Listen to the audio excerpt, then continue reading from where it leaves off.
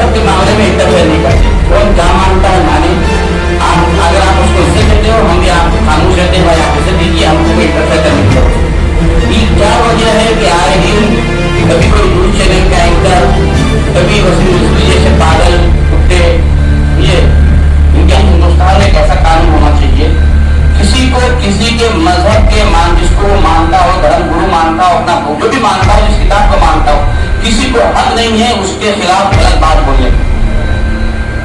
अगर ये ताज्जुब है कि अगर प्राइम मिनिस्टर हिंदुस्तान के अगर उनके खिलाफ कोई कमेंट कर दे व्हाट्सएप पर, फेसबुक पर, ट्विटर पे, तो वो अरेस्ट हो जाए, हो या बीजेपी पार्टी से एमपी हो, कुछ भी हो, मगर बीजेपी जिसकी औलाद है उस पार्टी का नाम आरएसएस है।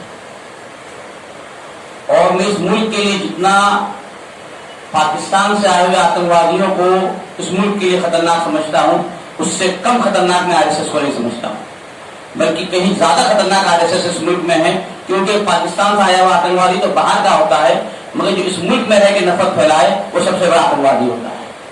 हम कभी भी किसी के मजहब के मामले में इंटरफेयर नहीं करते। कौन क्या मानता है माने, आप अगर आप उसको इज्जत देते हो, हम भी आप खामोश रहते हैं, भाई आप इज्जत दीजिए, हमको कोई इंटरफेयर करने की जरूरत नहीं।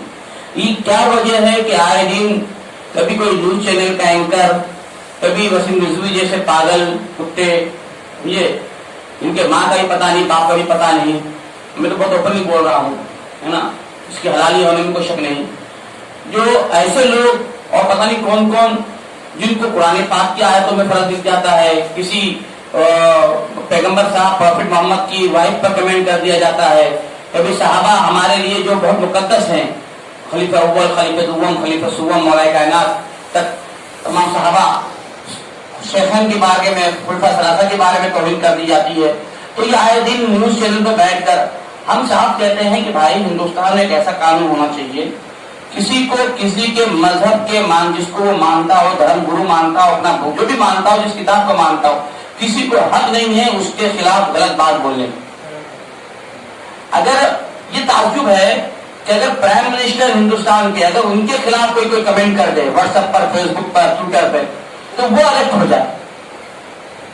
लेकिन अगर कोई किसी धर्म के खिलाफ कमेंट करे, क्या मुसलमान हिंदुओं के खिलाफ, हिंदू धर्म के खिलाफ कमेंट करे, या ईसाई के खिलाफ, ईसाई मुसलमान के खिलाफ करे, या मुसलमान ईसाई के खिलाफ करे, या कोई हिंदू मुसलमान के खिलाफ करे, कोई भी हो, अगर धर्म के खिलाफ कोई कमेंट होता है, किसी धार्मिक किताब के खिलाफ कोई कमेंट होता है या कुछ कहा जाता है, वो अरेस्ट नहीं होता। इसलिए नहीं होता है कि ये जो कुर्सी पे बैठने हुए लोग हैं, ये धर्म की ही सियासत करते हुए आए, इनके लिए इंसानियत कोई मायने नहीं रखती, मुल्क का अमन अमान शांति कोई मायने नहीं रखता। ये धर्म के नाम पर ही लोगों को लड़ा लड़ा कर अपनी, इनके खिलाफ के बोल दो, क्या सोनिया गांधी के खिलाफ बोल दो तो केस हो जाएगा, राहुल गांधी के खिलाफ बोल दो, हम किसी पार्टी के सपोर्ट नहीं कर रहे, जो सरकार में रहेगा वो अपने जिसके खिलाफ बोलने केस हो जाएगा। तो नेता की इतनी हम अहमियत है, लेकिन जिस धर्म गुरु को माना जाता है, जिस किताब को माना जाता है, और मुझे अच्छा याद है कि कुछ साल पहले किसी यूरोप कंट्री में रामायण को लेकर कुछ कमेंट्स हुए थे, जिससे पूरे हिंदुस्तान में हंगामा मचा था और एतराज शुरू हुए थे, और हुकूमत को पीछे आना पड़ा था, फौरन हुकूमत को, जो शायद अमरिया लंदन की बात है, आदमी बराबर थे। हम कहते हैं किसी भी किताब के खिलाफ किसी को बोलने का हक नहीं, हमारी किताब हम मानते हैं, हम पढ़ते हैं, हम समझते हैं, हमको वसीम रिजवी जैसे लोगों से या टीवी पे बैठ के बहस करने वाले एंकर से हमको वो धर्म सीखने की जरूरत नहीं है। आप अपना धर्म सीखने पंडित के पास जाते हो, हम अपना धर्म सीखने अपने आलिम के पास जाते हैं, हमें आपसे क्या सीखने की जरूरत है, आप हमें सिखाएंगे। वो आयत 26 आयत क्यों नाजिल हुई, कब नाजिल हुई, कुरान नाजिल होने का प्रोसीजर क्या था, कुरान कैसे आता था, एक साथ आया है कि पार्ट में आया है कि एक एक पैराग्राफ आया है, कब आया है, कैसे आया है, जब वो आयत आई उसका हुक्म आया तो उस वक्त कंडीशन क्या थी, किस कंडीशन में वो आया, ये सारी बातें समझना पड़ती है ना।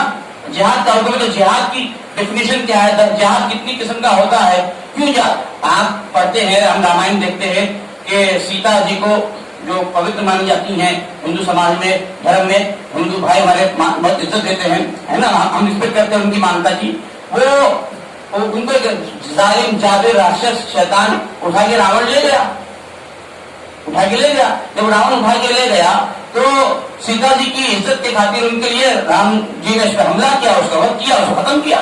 एक जालिम को जुल्म के खिलाफ खड़े होकर मारना, उसका वध करना, उसको खत्म करना, हिंदू धर्म का रोज जीता है।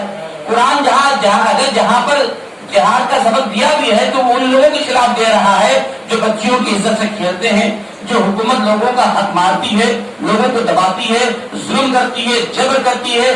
जिस जगह पर ऐसे जालिम हाकिम हो, ऐसे जालिम लोग हो, उनसे जिहाद किया जाए। अगर कोई कुरान की डेफिनेशन को समझ नहीं पा रहा है उसकी, तो वो कभी उस आदमी की है, धर्म की नहीं है। हर धर्म के अंदर अच्छे बुरे लोग हैं। अगर कोई नहीं समझ पा रहा है तो ये उसकी कमी है। इसको धर्म के ऊपर बताना और खासतौर पर कुरान को बताना।